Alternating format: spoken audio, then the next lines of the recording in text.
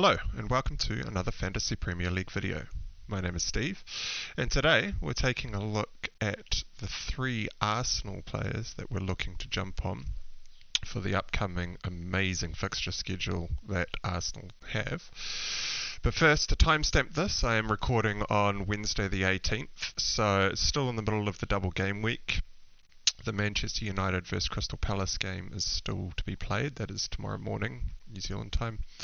And the City vs Spurs game will be played the day after.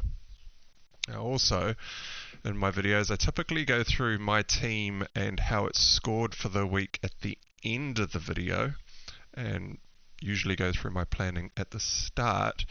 But given the very late information that came out last week, it actually forced some different trades to what I was planning last week, which has put me in a bit of a different position than I should have been, and so I should probably go through that first because it will now influence exactly what my plans are moving forward. You'll hear a lot of content creators say that decisions are very team specific, and in this case it is extremely team specific, and so I'm going to have to go through my team first. I'm currently sitting on 58 points, which is my fifth green arrow in a row, which I'm pretty happy with. However, I did play my triple captainship on Haaland, which so far hasn't gone very well, with Haaland's 2 points triple through to 6. But the trades that I made in for the week, so last week I was looking at getting rid of Cancelo because his assurity of starts looked in question, and I was fairly confident that he was going to miss the game against United. I got that wrong. Cancelo did start and played the full match, only came away with 1 point, and I am still a little bit concerned about his minutes moving forward anyway. So my plan was to get rid of Cancelo and bring in John Stones for the double and for the City fixture run that's coming up. City have another double in gameweek 23 when Arsenal also double. But in the press conference, Pep ruled John Stones out as injured, and so I had to consider other City assets, of which the most likely two that I boiled it down to was going to be Nathan Ake or Akanji as the two players that I was going to bring in. But I was also quite tempted by Rico Lewis. Now, with such a big game on the line, I wasn't too sure about how Rico Lewis was going, or whether or not he was actually going to get a start. And so my decision came down to, I really do want a nailed on player, considering my bench is pretty weak at the moment. Up until game week 20, I was on a 3.5 premium setup with Darwin Núñez in the team, who I sold last week. So I ended up bringing in Luke Shaw for his double. He is about as nailed on as it gets in the United squad, and they have an okay run of fixtures coming up. And so I decided to jump on Luke Shaw last week, and then I could have the double game week to see how many minutes Rico Lewis gets, and then my plan was to just jump on Rico Lewis for Patterson, who is currently sitting in my squad, is injured and hasn't been playing for a while. See how he does across the double and bring him in this game week for the Wolves fixture. Now, Rico Lewis didn't get any minutes against Manchester United, and so I'm still waiting to see exactly what happens in the Tottenham fixture, but I think that plan is basically dead and buried. I don't think I'm going to be jumping on Rico Lewis. The fact that he's missed this United game shows that he is definitely a player that is still rotation prone in Pep's favoured lineup, and so we will not be jumping over there, which completely alters my plans from this point moving forward. Now, the other transfers that I made 2 more transfers. I had 2 free transfers coming into game week 20. I had Sterling in my team, who was a 1-week punt in game week 19. The choice there was either burn a transfer or bring in Sterling for his double for that one game week. Sterling then got about 4 minutes into the match and pulled his hamstring and was out for both games, so should have actually just ended up burning a transfer. Even if Sterling did play and did well, the meta play there was still to actually burn a transfer, regardless of whether or not Sterling got injured. And so my plan was that was only ever going to be a 1-week punt, and I was going to bring De Bruyne back in for his double this week, and so I made that transfer as well. De Bruyne got the assist for the goal against Manchester United, which is all well and good. And the other transfer was Darwin Núñez. It looked like Klopp let slip in the press conference that Darwin was on the injury list, and that was kind of hinting at the fact that he wasn't going to start. And so that came out very early on a New Zealand time zoned morning, where I actually had to set an alarm to wake up and watch a press conference and figure out that Darwin Núñez was actually likely going to miss the match. And the 2 choices that I had pre-planned, if that was the case, if Darwin was out, was either to go to Ivan Toney at Brentford or Eddie Nketiah at Arsenal. Now, Toney obviously scored his goal, and I think he came away with 9 points this week. I might be wrong there. But with the betting allegations hanging over Toney's head, I just foresaw that bringing Toney in last week was going to mean that I'm going to have to spend another transfer probably on getting rid of him at any given game week. We have no idea when that is likely to drop. It could be this week, it could be in a couple of weeks, might not even be until next year. It really depends on the process of the legalities that he is working through at the moment. And so even though Arsenal had a pretty tricky fixture against Spurs in game week 20, and also had another tricky fixture coming up in game week 21 against Manchester United, the fact that I thought Toney was just a transfer waiting to happen really edged me towards picking up Nketiah. Brentford's fixture schedule was very good for the short term. They had 3 really good fixtures, but then for Brentford it turned a little bit harder. So the fixtures now are Leeds away, Southampton at home for the last 2 good fixtures. They then play Arsenal away. Crystal Palace at home's okay. They then go away to Manchester United, and then Fulham at home is okay. So it's a bit of a mixed bag for Brentford, but with the added problem of Toney potentially not turning up for a fixture with probably very little warning when this happens as well, I decided to opt for Arsenal, who this week play Manchester United at home. But past that point, Arsenal's run of fixtures is just sublime. They are away to Everton. Everton just cannot keep clean sheets. They then have a double, both games at home, to Brentford and Man City. Obviously, Man City's going to be a very tricky game, but it is part of a double, and Arsenal are at home. Then they go away to Aston Villa, away to Leicester, home to Bournemouth, away to Fulham, home to Crystal Palace, home to Leeds, before they have a tricky fixture in game week 30 where they go away to Liverpool. But having watched Liverpool play in game week 20, that does not at all look like a tough fixture, at least right now. By the time game week 30 rolls around, though, Liverpool have probably pulled their socks up and hopefully have some of their injured players back in the team, and that will probably be a lot more difficult of a fixture by the time we get to game week 30. But with that run of fixtures, Triple Arsenal is just looking like the play to be jumping on at the moment.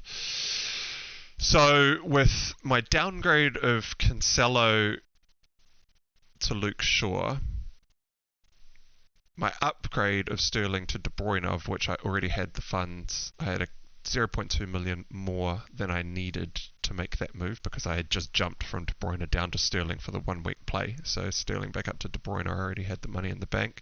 So the funds that I have gained this week is actually Cancelo down to Shaw and Darwin all the way down to Nketiah, which leaves me 4.5 million in the bank. Now that is a serious amount of funds to be sitting in the bank and not being invested in the team. And so we have a couple of options for game week 21 and moving forward.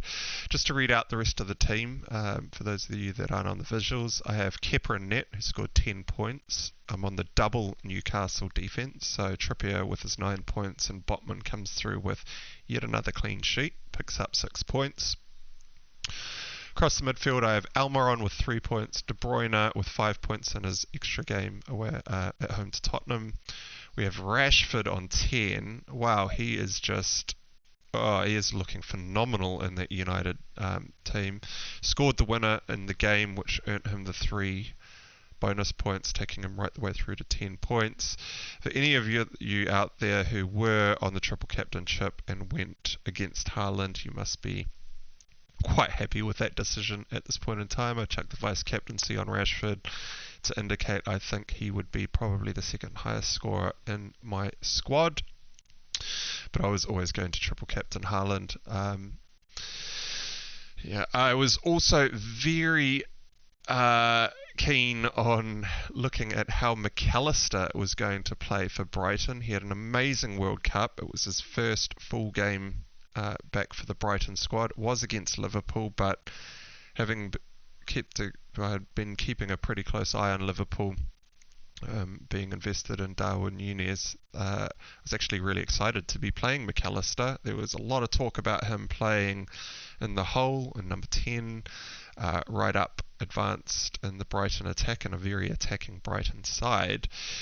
But unfortunately, when I brought him in on the unlimited transfers on game week 17, he's just been on my bench up until this point. He's on pens, and I was looking forward to seeing him playing in that attacking role. Unfortunately, though, he is playing in central defensive midfield, and so his involvement in any movements going forward is actually severely limited. And as a result, he is basically on the chopping block in my team. To finish off the rest of the team, I've got Haaland up front with his other fixture against Tottenham still to play with a triple captainship. Hopefully he comes away with some sort of return there, and to be honest, based on what I saw in the Spurs fixture that they've already played, I think Haaland could come away with a goal or two in this match. Also have Kane up front with his remaining fixture away to Man City still to play, and Nketiah is my final playing striker. On the bench we have Ward, Bueno, Andreas and Patterson. Like I said, I have 4.5 million in the bank, so I scored 58 for game week 20 with 5 players to play, and my triple captainship still in play. Now, the 3 Arsenal that I am looking to be playing with across that fixture run is obviously Nketiah, as I've just brought him in, but also to jump on Saka and Odegaard. Now, Martinelli would probably be a close third for the remaining 2 spots that I need to fill in my team. But with Emile Smith-Rowe back from injury, he will undoubtedly take some minutes off some of the Arsenal attack. Probably Martinelli, as that is what he has done in the past, but we really don't know as he is literally just working his way back into match fitness. Martinelli's still a great buy, great value, and I wouldn't be too worried if you already own him.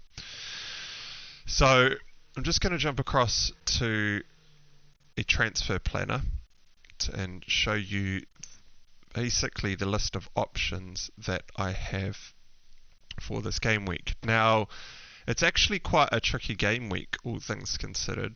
I've got Kepa in net playing away to Liverpool, but with the injuries to Darwin Núñez and Liverpool just seriously looking not great. I mean, they're very injury-ridden at the moment, and they just cannot seem to pull anything together in midfield, generate any sort of attack, and are just being, well, Brighton absolutely ripped them to shreds in the weekend. And so I'm not too concerned about having Kepa in net against Liverpool, even though the Chelsea defence has been somewhat wanting. Kepa does seem to be picking up a few saves and picked up all 3 bonus in the 1-0 victory against Crystal Palace at the weekend. He made 5 saves, which earned him the 3 bonus in a 1-0 victory. And so I could quite easily see Kepa coming away with a few saves in this game, keeping a clean sheet and doing somewhat similar in terms of numbers. We have Shaw against Arsenal away, which is a terrible game for Shaw to be playing, but I do not have any backup on the bench. I've got Bueno, who is playing, but is away to Man City, and so I do not want to be playing Bueno in that fixture. My only other defender is Patterson, who is injured and has been injured for a while. So one of my options this week is to upgrade Patterson to some sort of playing defender, obviously with some sort of good fixture. Now I'm not looking at jumping on an Arsenal defender, and so it would need to be someone from a different squad, and my plan was to already jump on some sort of Man City defender for the Wolves fixture, but given the amount of funds that I have in the bank and the players that I want to bring in, I'm actually priced out of pretty much all the Man City defenders that look like they're playing. So Ake or Akanji would be the 2 that I would be looking at. But in order to bring in Saka and Odegaard, I can't actually upgrade Patterson all the way through to an Ake or an Akanji. So if I just get rid of McAllister and bring in Saka, so that takes me from 4.5 million in the bank down to 1.8. And we get rid of Almiron and bring in Odegaard, I have 0.8 million. So with a Patterson sale, I'm currently sitting on 4.8 million that I could spend on a defender. Now, this is obviously, I'm not planning on taking a -8 hit in game week 21 or anything like that. But this is roughly how the team is going to look in, say, about game week. Why did that jump through 2 game weeks? It's going from game week 21 right the way through to, there we go, 22. So probably just easier to do it on actually the fixture ticker. So if I was to jump on 2 Arsenal attackers next week in game week 22, that would be assuming that I don't do anything this week. That would be jumping on the Everton away fixture, which looks like a very plumb fixture for Arsenal, just before their double in game week 23. Now obviously I don't really want to bring in an Arsenal attacker against the Manchester United, for the Manchester United fixture, simply because Manchester United have actually been looking a lot more solid in defence, and even though I think Arsenal will probably score and probably win the match, I don't see 2 to 3 or more goals going in, and so bringing in an Arsenal asset this week almost seems like a little bit of a wasted transfer. Now, given that I am definitely going to be bringing in Saka and Odegaard over the next 2 to 3 game weeks, the question really comes down to what order should I bring players in to maximize my chances at picking up the most points as I bring these players into the team. Now, if I just reset this for a second, this is what I would be looking like running into game week 21 if I was to make no transfers. So McAllister, obviously still on pens. He will be playing in central defensive midfield, but he is away to Leicester, and Leicester are the walking wounded of the Premier League at the moment. They've got 4 red flags in defence to Justin, Evans, Bertrand and Ricardo. So Bertrand and Ricardo is probably not too much of a big deal. In midfield, they've got a couple of red flags to Maddison, who is probably their standout key player that they need for that team to function. Dewsbury Hall is also on the injury list with a 50% chance of playing through a glute injury. Perez is also injured. And so it's going to be a very depleted Leicester side that Brighton will line up against this weekend. And with the attacking nature and fluidity at which Brighton do, attack, McAllister could actually come away with an assist or a goal or a penalty in this fixture. And so it might make more sense to actually hold on to McAllister this week rather than selling him to jump on someone like Saka, who actually has a tricky fixture against Manchester United, and look at upgrading Patterson this week to be able to bench Shaw against a very fluid attack of Arsenal, in which Arsenal are almost certainly probably going to score. And Luke Shaw's ability to generate attacking returns is actually severely depleted. And so with the 4.8-ish million, I could be looking at investing in someone in defence in order to bench Shaw for the Arsenal fixture. Now, when it comes to defensive options, it's actually pretty slim pickings. Now, Arsenal would be obviously a great team to jump on in defence, but like I said, they've got that United fixture, and I think United will probably score against Arsenal, so I don't really want to be going there, plus I do want the triple Arsenal attack. Man City, like I said, I'm pretty much priced out of their nailed-on options, and Rico Lewis, I was waiting to see whether or not he had nailed on his starting role, did not start, and so I cannot be going there.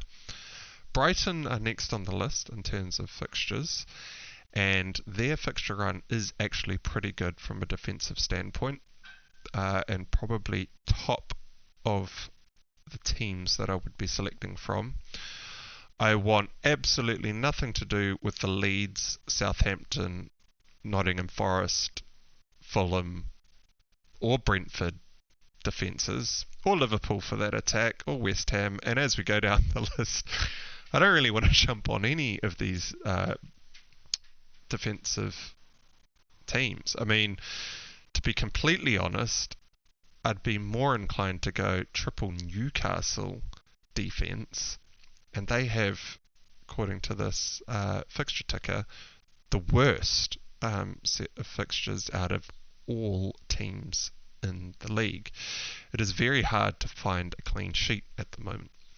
And so Brighton, in my particular team and how my team is structured, Brighton are by far the standout candidates for a team to be picking a defensive option from. And so what I need to do is weigh up, well, first of all, who would I buy? Probably either Lewis Dunk or, is it Purvis? Is Stupinan? Is that his first name? Or Stupinan from Brighton? I think his first name. It is Purvis, yeah. So looking at jumping on either a 4.7 million Dunk or a 4.5 million Stupinan. Now I'm leaning more towards Estupinan because since De Zerbi has taken over, Estupinan's minutes have become very nailed on, and he is an attacking wing-back against a very depleted Leicester side. I could see him coming away with a clean sheet and maybe an attacking return, which would give him some sort of double-figure return this week. That would then allow me to, so if this reset, yeah. So if I take out Patterson, bring in a Estupinan, we would bench Shaw. He would probably be second on my bench.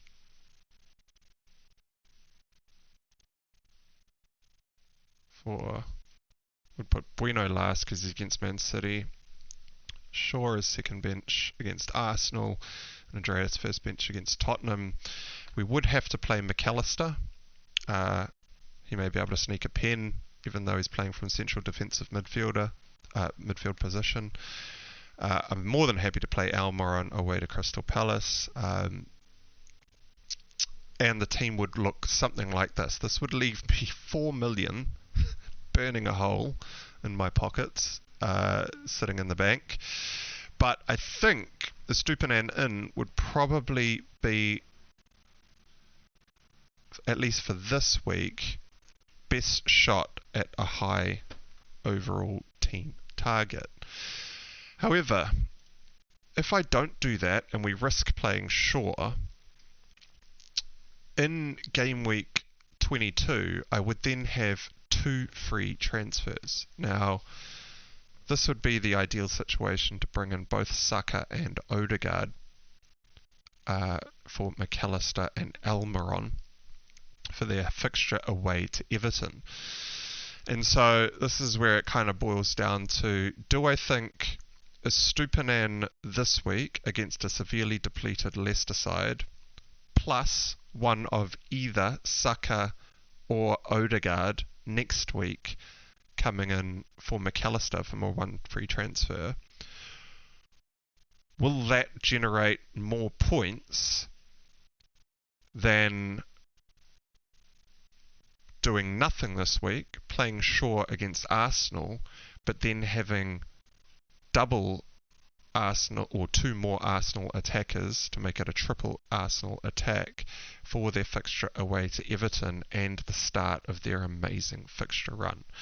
And so that's pretty much the decision that my team is faced with this week, and what I'll be looking at before the deadline later this week. Now, I am probably leaning more towards bringing in Estupinan this week because I could see a double-digit haul coming from Estupinan in Brighton.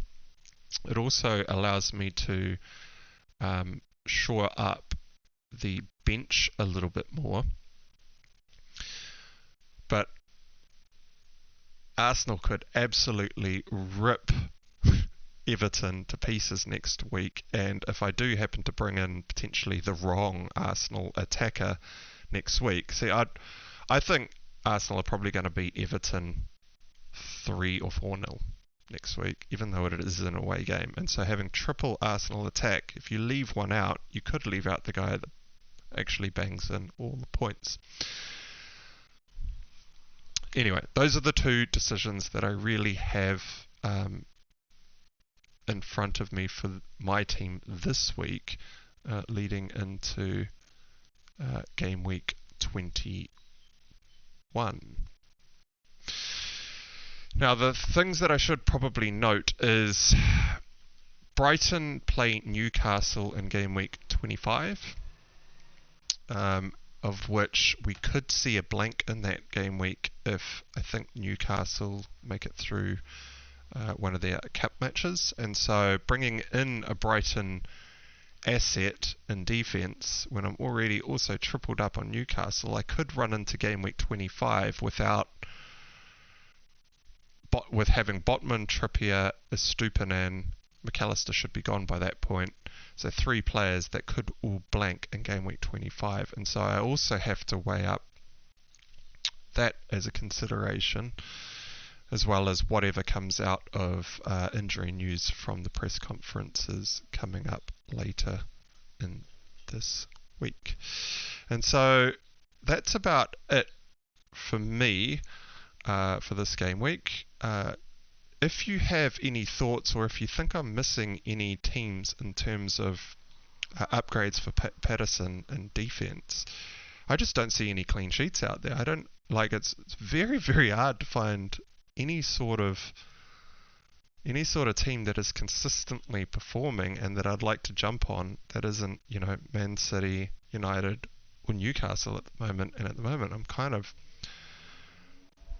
screwed out of all of them, really. Triple Newcastle attack. I can't afford the nailed-on City defenders. And yeah, let me know in the comments below if you see any other options for this team moving forward.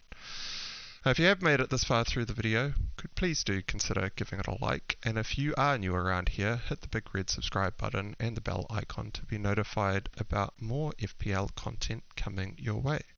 And until next time, I'll catch you again shortly. Cheers.